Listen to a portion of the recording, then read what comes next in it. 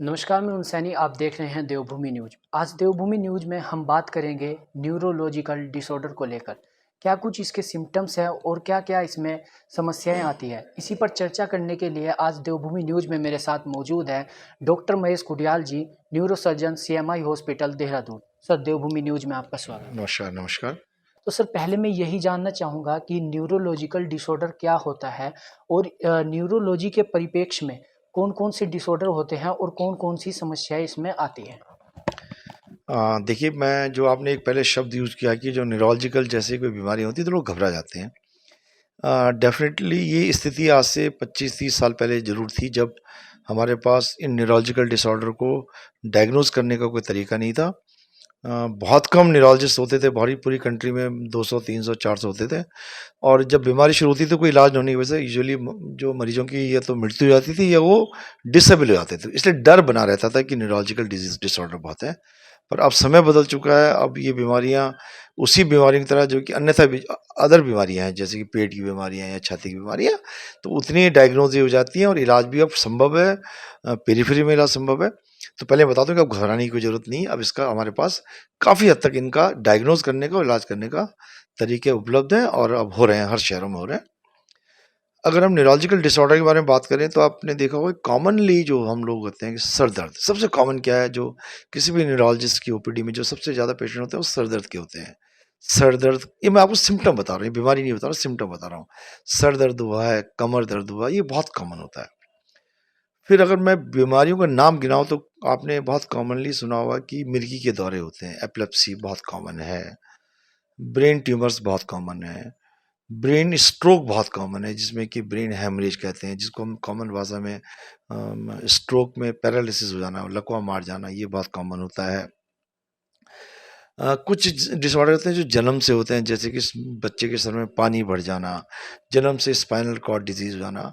तो ये तो ऐसी बीमारियां हैं जो कि स्पॉन्टेनियसली अपने आप हो रही हैं और कुछ ऐसी होती हैं जैसे चोट लगने की वजह होती है, जिसकी सर की चोट हेड इंजरी, स्पाइन की चोट स्पाइनल इंजरी।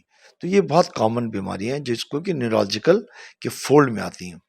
और भी बहुत हैं, जैसे कि आपने देखा होगा कि कई लोग कंपन होती है, पार्किंसंस डिजीज़ होती हैं, कई लोगों की गर्दन हर समय हिलती रहती है, डिस्टोनियाज़ होते हैं।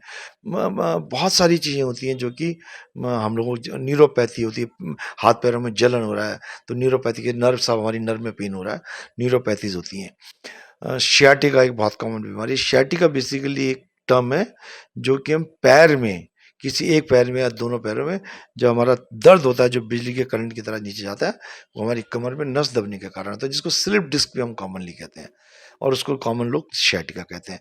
तो ये कॉमन न्यूरोलॉजिकल डिसऑर्डर है जो कि आपको देखने को मिलता है। अगर आप किसी न्यूरोलॉजी की ओपीडी में चले जाएँ तो आपको सर दर्द के मरीज, कमर दर्द के मरीज, और फिर जब सर दर्द के कारण क्या है, वो जब हम जान देखते हैं तो अधिकतर लोगों में सर दर्द के कारण में माइग्रेन बहुत होता है, कुछ लोगों में फिर ब्रेन ट्यूमर हो सकता है, कुछ लोगों में ब्रेन हेमरेज होता है, बहुत सारे कारण होते हैं जो कि सर दर्द के कारण, सर दर्द जिसके कारण होता है। तो ये कॉमन डिसऑर्डर हैं जो कि हमको देखने में मिलते हैं। सर, आपने बात की है साइटिका पेन की। तो सर, जैसे साइटिका पेन की बात करें तो आजकल जैसे साइटिका पेन होता है उससे लाइफ़स्टाइल भी बहुत ज़्यादा प्रभावी रहता है, जो ख़ासकर देखने को मिलता है इंसानों में। तो सर, इसी से मेरा एक सवाल ये भी है कि जो साइटिका पेन है, क्या वो क्योर हो सकता है? पहले मैं आपको बता दूं और मैं जनता को बताना, जो sciatica बीमारी सबसे कॉमन, एक कॉमनेस्ट बीमारी है और ये कहा जाता है हमारे कि अपनी लाइफ टाइम में, जब से आप बड़े होने शुरू हैं और जब तक आप ज़िंदगी है, तब तक आपको ज़िंदगी में कभी ना कभी sciatica पेन जरूर होगा। इसका मतलब इतनी कॉमन की बीमारी, तो आपको घबराने की जरूरत नहीं है उसमें। लेकिन ये देखा गया कि 10% मरीज, अगर 100 मरीज होंगे तो 10 मरीज ऐसे होंगे जिनकी बीमारी लंबी खिंच जाती है, जिनको कि कई महीनों तक चलती है, बार बार होती है। और पहले वो लोग पेन को झेल उसको उनको सहना पड़ता था, लेकिन अब इसमें बहुत अच्छे ऑपरेशन हो गए, आ गए हैं और इन ऑपरेशन से उन मरीजों की बीमारी 99% तक ठीक हो जाती है। तो ये कहना है कि sciatica कभी ठीक नहीं होगा, ये कई बार देखा गया कि जैसे मैंने पब्लिक के अंदर डर बहुत देखा है। अगर हम कई बार उनको बता दें कि ऑपरेशन, अरे साहब स्पाइन का ऑपरेशन नहीं डॉक्टर साहब, इसमें तो कोई ठीक नहीं होता। तो ये एक कंसेप्ट है लोगों के अंदर। अगर हम किसी पेशेंट को कहते हैं कि ब्रेन ट्यूमर का ऑपरेशन होना, तो पता, वो कभी नहीं कहता, वो सिर्फ पूछता है सब खर्चा कितना आएगा। उसने आज तक मुझसे ये नहीं कहा, अरे साहब ऑपरेशन है हम तो नहीं कराएंगे। लेकिन अगर जब हम स्पाइन के ऑपरेशन के लिए बोलते हैं तो हमेशा उसका होता है, साहब स्पाइन का ऑपरेशन सुना, उसमें मरीज ठीक नहीं होता। उसका कारण शायद ये होता है कि हम भी कहते हैं कई बार, कहते हैं डायग्नोज गलत हो सकता है हम उसको sciatica डिस्क के लिए ऑपरेट कर रहे हैं, उसके अंदर कुछ और प्रॉब्लम हो, तो कई बार मिस डायग्नोज आता है, वो लोग सफर करते हैं। पर जनरल पब्लिक में बता दूं कि 90% कमर दर्द और जो पैर की जो पैर में जो sciatica दर्द होता है वो 90% अपने आप भी ठीक हो जाता है। जब तक आप डॉक्टर बदलते हो, एक डॉक्टर से दूसरे डॉक्टर जाते हैं, तब तक अपना कई बार अपना सेल्फ लिमिटिंग भी होता है। कुछ लोगों के अंदर कमर का दर्द जो विटामिन डी, हमारे देश में विटामिन डी की बहुत कमी है उसकी, तो ये कंसेप्ट बड़ा लोगों के अंदर गलत है कि ठीक नहीं होता। कई लोग होंगे, 100 में से 5 ऐसे लोग हैं जो सफ़र जो जो बेचारे जिनके अंदर बहुत बहुत हो रहा है, परेशान हो रहे हैं। सारे रिश्तेदारों को पता है, उसने उस डॉक्टर को दिखा दिया, उसने उसको डॉक्टर को दिखा दिया, उसने दिल्ली भी दिखा दिया, सब ठीक नहीं हो रहा। उन्होंने साहब वो मालिश भी करा ली, ठीक नहीं हो रहा। यस है, तो 10% ऐसे लोग होंगे, 100 में से 10 ऐसे लोग होंगे जो कि जिनको कि या तो ऑपरेशन कराना पड़ेगा या कोई और प्रोसीजर कराना पड़ेगा। लेकिन 90% पेशेंट तो, और उन 90% में भी 90%, मैं कहता हूँ 90% में 80 मरीज ऐसे होंगे जो कि 3 हफ्ते के अंदर ठीक हो जाएंगे, 2-3 हफ्ते के अंदर। 3 हफ्ते से ज़्यादा जिनका चलता है यूजुअली, फिर वो ये तो किसी प्रोसीजर जाते हैं, फिर उनके अंदर एमआरआई भी कराना पड़ता है। तो sciatica से डरे ना, कॉमन है। मैंने आपको बताया जैसे हर आदमी को पेट दर्द कभी ना कभी होगा अपनी ज़िंदगी में, तो अधिक हर किसी को ऑपरेशन तो नहीं कराना पड़ता ना, पेट दर्द सबको होता है। वही हमारा कमर दर्द और sciatica का है। लाइफ में कभी ना कभी आपने भी कभी फील करा है, 2-3 दिन के लिए मेरी बड़ी परेशानी हुई थी, मैं बिस्तर पे आ गया था, लेकिन फिर अपना ठीक हो गया। तो अपने आप लेकिन हाँ, जो 10% लोग हैं जिनको बहुत, अब मैंने आज भी एक ऑपरेशन करना है sciatica का, तो आप समझ सकते हो कि वो पेशेंट परेशान होगा, तभी वो ऑपरेशन के लिए खड़ा हुआ है। जबकि तो उसको हम मरीज को पूछते हैं, तुम्हारी कितनी परेशानी है? दर्द तो मैं तोल नहीं सकता। कुछ मरीज हैं जो सब जगह दिखा चुके हैं, घूम चुके होते हैं, तब वो अल्टीमेटली सर्जन के पास जाते हैं कि साहब अब हमने बात कर लिया, अब ऑपरेशन कर दीजिए। तो ये, लेकिन ये नंबर बहुत कम है, 100 में से 5, 10 मैक्सिमम हो जाता सर आज 21वीं सदी में हम बात करें तो सबसे कॉमन वर्ड है स्ट्रेस। स्ट्रेस बहुत ज़्यादा देखने को मिलता है आजकल। जो युवा हैं उनमें काफ़ी ज़्यादा स्ट्रेस लेते हैं, बहुत स्ट्रेस। तो सर जो स्ट्रेस होता है क्या वो भी न्यूरोलॉजिकल डिसऑर्डर हो सकता है, और अगर हाँ तो इसके सर सिम्टम्स क्या होते हैं जिससे कि हमें सावधानी बरतनी चाहिए? है।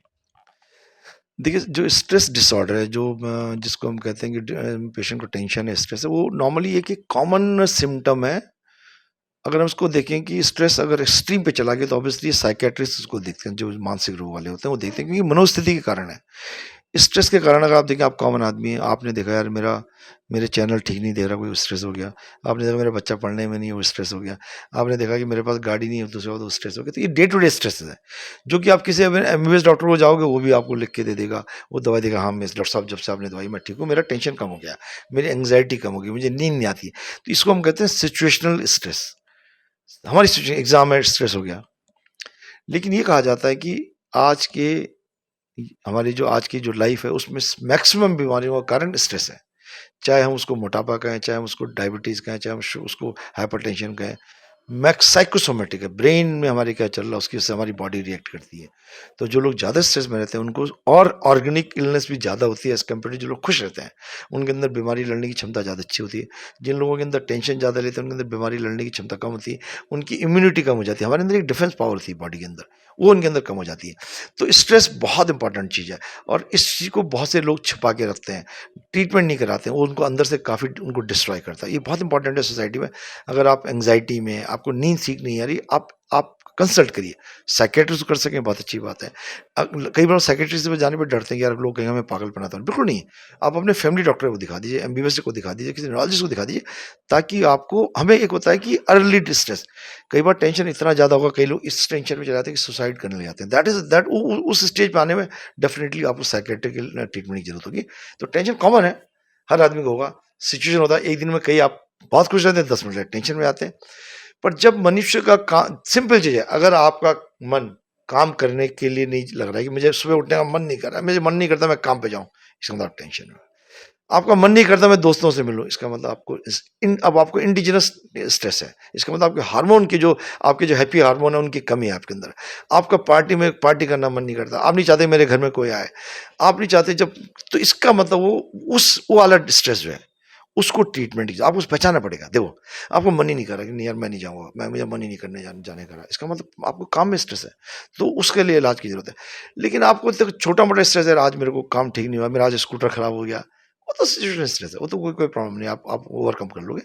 लेकिन जब एक्सट्रीम में चला जाता है, इसको इलाज की जरूरत होती है, और जनरल डॉक्टर इलाज कर सकते हैं, एक्सपर्ट इसके साइकियाट्रिस्ट होते हैं। अब अगर हम डिजीज वाइज चलें, अगर आप चाहते हैं कि sciatica ना हो, तो अपना अपनी अपनी सेहत का ध्यान रखें, अपना वेट मत बढ़ने दें, आपकी तोंद नहीं निकलनी चाहिए, आपका पोस्चर स्ट्रेट बैठने का होना चाहिए, आप एक्सरसाइज करें ताकि आपकी बैक की मसल स्ट्रांग रहे, बेड आपका हार्ड होना चाहिए, विटामिन डी की कमी नहीं होनी चाहिए। तो ये चीज़ें अगर आप करेंगे तो सियाटिका से बचेंगे आप। आपके अंदर मोटापा है, आप रात दिन बैठे हुए हैं, आपकी सेडेंटरी लाइफ है, तो आपके अंदर ज़्यादा चांसेस होंगे। वो प्रिवेंटिव है कुछ हद तक। अगर हम ब्रेन स्ट्रोक की बात करें, brain haemorrhage, brain ischaemia, paralysis, लकवा, उसके लिए रिस्क फैक्टर होते हैं बीपी, शुगर, कोलेस्ट्रॉल और मोटापा, स्मोकिंग, अल्कोहल। इनके लिए आप इनसे बचने की कोशिश करें, तो उससे ब्रेन स्ट्रोक से बच जाओगे आप। और चोट का है तो चोट में तो ऑब्वियसली प्रिवेंशन, हम रोड ट्रैफिक के बारे में बताते रहते हैं कैसे प्रिवेंट करनी है। एपिलेप्सी जो मिर्गी का दौरा, वो कई बार कंजेनाइटल होता है जो जन्म से, तो उसमें आप प्रिवेंशन नहीं कर सकते, कुछ इलाज आपको ढंग से करना चाहिए, दवाई नहीं छोड़नी चाहिए ताकि कभी दोबारा ना हो। लेकिन आप ऐसा कुछ नहीं कर सकते कि आपको हो ही ना, अगर आपके आनुवांशिक है वो जेनेटिक आ रही। सेकेंडरी कौन सी होती है, जिसमें कि टीबी हो जाए दिमाग की, या कीड़े चले आए, तो उसके लिए आप साफ सुथरा खाना खाएं, जो आपकी सब्जियां धुलें उसको उबाल के पक्का खाएं, तो उसके लिए ब्रेन ट्यूमर प्रिवेंशन के लिए कुछ नहीं कर सकते आप। ब्रेन ट्यूमर आपका लक है। ब्रेन ट्यूमर एक ऐसा ट्यूमर है जिसके लिए हम ये नहीं कह सकते कि आप ये मत करो आपको ब्रेन ट्यूमर नहीं होगा। जैसे मैं एग्जांपल देता हूँ, हम कहेंगे स्मोकिंग मत करिए लंग कैंसर हो जाएगा, गुटखा मत चबाइए ओरल कैंसर हो जाएगा, नॉन वेज ज़्यादा मत खाइए आपको आंत का कैंसर हो जाएगा। अगर वो प्रिवेंटिव है, ब्रेन कैंसर अनफॉर्चुनेटली इसका कोई प्रिवेंशन नहीं है, लक है आपका, जिसको होना का हो जाएगा, तो उसमें आप बहुत ज़्यादा नहीं कर सकते। लेकिन ब्रेन स्ट्रोक प्रिवेंट कर सकते हैं, सियाटिका प्रिवेंट कर सकते हैं आप, एपिलेप्सी की केयर कर सकते हैं आप कि भाई दोबारा दौरे न पड़े या दवाई खाते रहें। और मैक्सिमम वही है कि भाई आप अपना बीपी, अपना स्वास्थ्य का ध्यान रखें, everything in moderation, excess of everything is there. को बहुत बहुत एक्सरसाइज करते हैं वो भी नुकसानदायक है, जो बिल्कुल नहीं करते हैं वो भी नुकसानदायक है। तो अपनी लाइफ एक मॉडरेशन में जीजिए। और एक कहावत है इतनी पुरानी कि excess of everything is bad.